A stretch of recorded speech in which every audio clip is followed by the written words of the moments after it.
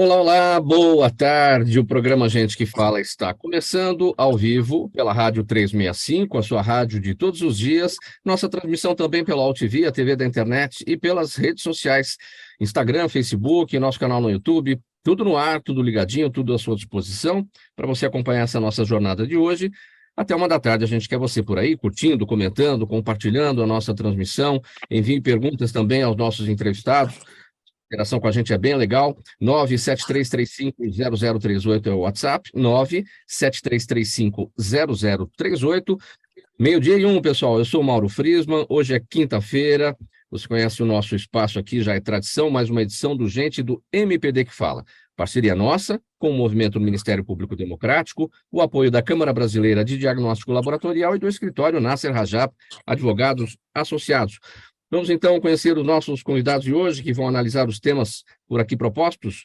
Também com a gente a Genevieve Cruvinel, ela é nutricionista, terapeuta, escritora e mentora de vida saudável. Além de tudo, fundadora da Aluria Life. Tudo bem, Genevieve? Boa tarde. Boa tarde. Muito bom, né? Estar aqui, passar esse horário de almoço, conversando sobre temas tão importantes. Muito feliz de estar aqui com vocês hoje. Vamos lá aos nossos temas para lá de importantes, 12:04. Vamos ao primeiro assunto de hoje.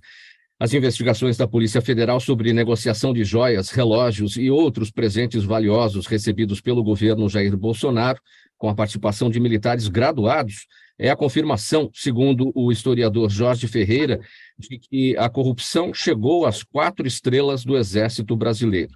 Vamos abrir aspas aqui para o historiador Jorge Ferreira. Ele diz o seguinte: antes ouvíamos falar de tenente-coronel, major, agora soubemos que um general de 4 estrelas estava levando objetos do patrimônio nacional para fora do Brasil, para fazer negócios.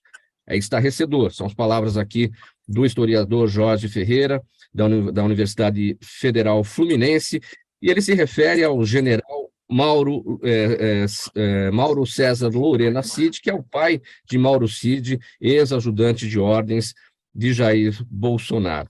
Reflexão da Genevieve.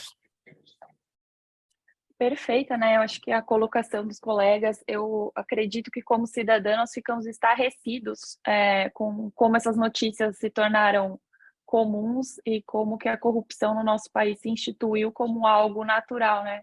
O rouba, mas faz, eu estou roubando, mas é por causa disso, por causa daquilo, e como pessoas em cargos de liderança têm desvirtuado a função de o servir, a função de contribuir para o crescimento da sociedade e ocupar essas funções com dignidade, respeito, ética, e caminhado por esses caminhos onde nós, como cidadãos, ficamos estarrecidos e temos que utilizar, eu acredito muito, né, nessa exposição da verdade, nessa luz que tem trazido tantas informações tristes para nós, para refletirmos, né, como sociedade, como indivíduos, onde que nós temos aplicado a ética, o que nós temos levado, qual que é a educação que nós temos proposto para a formação de líderes, para a escolha de líderes.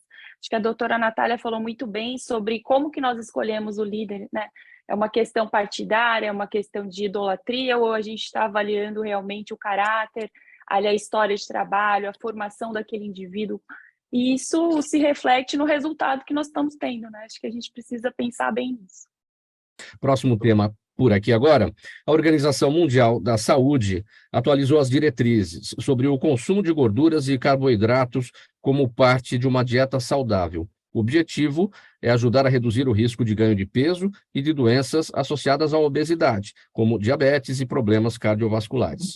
Apesar da proporção de gordura e carboidratos ter sido mantida, as novas orientações, baseadas em evidências científicas, destacam a importância da qualidade dos itens consumidos e estabelecem quantidades conforme a faixa etária. Genevieve, assunto para você tratar aqui com a gente. A gente então tem um novo paradigma, digamos assim, a ser adotado conforme essa nova tabela de dieta saudável da OMS? Na verdade, a OMS vem complementando e vem trazendo muita correlação com as nossas diretrizes nacionais, com o Guia Nacional para Alimentação, que é do Ministério Público, que é um guia que é reconhecido e premiado mundialmente.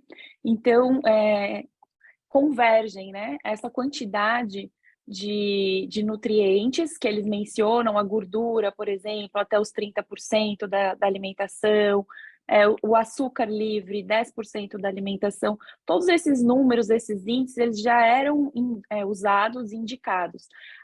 O que ele agregou foi a mudança na quantidade relacionada à qualidade do alimento. Então, ele mencionava antigamente que esse percentual seria de 30%, mas não mencionava quais seriam os alimentos melhores para esse consumo, né? Então, o Guia da População Brasileira já traz essa informação e a OMS agora meio que vinculou a informação anterior, complementando com essa informação que a gente já utiliza na prática clínica, que seria o olhar mais para a qualidade da alimentação, referente aos alimentos processados, in natura ou ultraprocessados, mais do que somente uma quantidade calórica ou de ingesta por percentual. Então, isso traz um benefício muito grande para a alimentação, isso atualiza, porque realmente era um dado, estudos já comprovam isso há muito tempo, tanto que o guia é um precursor nesse caminho de tentar trazer uma condição de vida mais saudável. A população brasileira tem estado cada dia mais doente, mais predisposta às doenças crônicas. O percentual de pessoas em sobrepeso e obesidade já passa de 65%, e é um número absurdo, gigantesco. Hoje nós temos acesso à informação, acesso à alimentação, e ainda assim nós temos caminhado para o desenvolvimento das doenças crônicas, para o desenvolvimento da obesidade, para o desequilíbrio alimentar, né? Eu acredito que exista muita informação picotada, mas meio que as pessoas não conseguem trazer isso para a realidade, sabe? Para a prática do dia a dia, de como comer saudável. Eu até acredito que esse número, por exemplo, 30% de gordura, ele implica muito em algo subjetivo. Como que essa pessoa no dia a dia vai entender o que são esses 30% de gordura para colocar isso em prática? E então, o papel da educação alimentar, de nós informarmos, tá, esses 30% de gordura são o quê? É uma porção de quanto aqui em medidas caseiras que você consome. Então, trazer da teoria os números que a gente já tem, os estudos que a gente tem, para a prática do dia a dia da alimentação, indicando os alimentos melhores, né? Esse é o ponto, né? Como é que a população deve fazer para preparar aí os seus alimentos, né? A gente está diante de um problema de saúde pública, 45 milhões de pessoas no Brasil são obesas, e o Estado brasileiro tem que tomar conta disso e fazer com que as pessoas entendam. A gente tem que olhar, então, para dois pontos, né? 30% de gordura em relação à dieta geral de cada um, e do outro lado, quais são os alimentos que têm os melhores nutrientes, que têm a melhor qualidade e que vão compor junto com a gordura. As pessoas não têm, de fato, condições de fazer essa avaliação, né? Faltam campanhas, e aí que deve entrar o Estado brasileiro, deve entrar o governo para poder fazer essa orientação, não? Existe o plano de ações, né, para enfrentamento das doenças crônicas, que é um plano bem completo.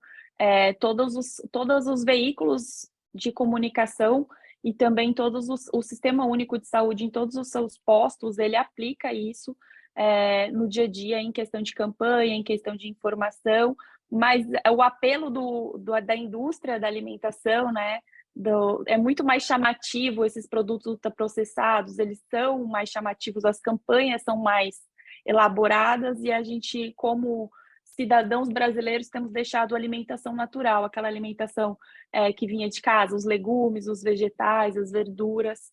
E aí o problema é que esses 30%, por exemplo, de uma gordura, de um abacate, de um azeite, de um alimento in natura saudável, minimamente processado, ele traz benefícios à saúde, é uma gordura boa. E já esses 30% vinculado a esses alimentos ultraprocessados, ele é altamente aterosclerótico, vai trazer problemas cardiovasculares, né? Além da obesidade, que eu acho que é mais visível, mas os problemas cardiovasculares são os que mais matam, né, no mundo, e é um problema silencioso, as pessoas só percebem quando isso já está em níveis avançados. O açúcar também. Então, todos os alimentos ultraprocessados, eles vão ter mais do que 5 ingredientes no rótulo, e eles vão trazer o sódio, o açúcar e a gordura embutidos em quantidades muito altas, muito maior do que a capacidade de processamento, de absorção desse organismo. Então, entender que pelo menos 70% da alimentação deve ser baseada em legumes, frutas, verduras, no arroz, no feijão, numa carne magra. Então, isso traz o que comer, mais do que números, né? E um outro aspecto importante para a gente encerrar esse tópico, a questão da renda do brasileiro, né, Genevieve? Porque muita gente ali na hora de um intervalo, a fruta é cara, então em vez de optar por uma fruta, vai optar pelo pacote de bolacha ou de biscoito, né, como quiser, porque vai ser mais barato, e aí é que mora o grande perigo, né? Vamos descascar mais e desembalar menos, né? O acesso ao alimento, né? O acesso ao alimento, o acesso à informação, mas um mito que existe muito sobre o valor do alimento, que eu acho que é importante frisar, é que é o planejamento alimentar, o ir à feira, ir às compras em lugares onde existem esses produtos num valor mais acessíveis, e o planejamento alimentar faz com que essa alimentação durante um mês saudável seja mais barata do que a alimentação baseada em ultraprocessados. O problema é que a gente vai fazendo essa conta no dia a dia. Então, se eu compro uma fruta num hortifruti que vende ela picada, esse valor ele é agregado da embalagem, de tudo isso sai muito mais caro. Então, planejar-se, fazer a compra uma vez a semana, ir em lugares onde esses valores são mais acessíveis, promove uma melhor alimentação e uma redução no custo da alimentação também. O cientista político Vitor Araújo, do Centro de Estudos da Metrópole, da FAPESP, desenhou o mapa onde aponta o crescimento das igrejas evangélicas no Brasil. Vamos aos números. Só em 2019 foram abertos 6.356 templos, uma média de 17 por dia. O Espírito Santo é o estado mais evangélico, com 93 templos por 100 mil habitantes. O Nordeste é a região onde essa tendência é menos forte. Entre os motivos para esse boom estão o enfraquecimento do catolicismo e também a Lei 10.825 de 2003, que tornou livre a criação e funcionamento das organizações religiosas, possibilitando que as evangélicas pudessem abrir mais templos com novas denominações. Genevieve, sua percepção também em pouquíssimos segundos para a gente encerrar. Mais uma vez, né, acho que o crescimento não é uma preocupação, a preocupação quem são esses líderes. Novamente, a gente entra na questão da ética e da coerência de quem são esses líderes religiosos, quais são os objetivos dessas instituições como individualmente, né? Talvez teríamos que ter mais tempo e um olhar mais ampliado sobre isso. Vamos colocar um ponto final nessa edição do programa Gente que Fala de quinta-feira, o Gente do MPD que Fala, parceria nossa com o Movimento do Ministério Público Democrático, o apoio da Câmara Brasileira de Diagnóstico Laboratorial e do escritório Nasser Rajab Advogados Associados. Bom programa para toda a audiência. A gente volta amanhã pela 365, pela UTV, pelas redes sociais. 1 hora, 1 minuto. Tchau, até amanhã.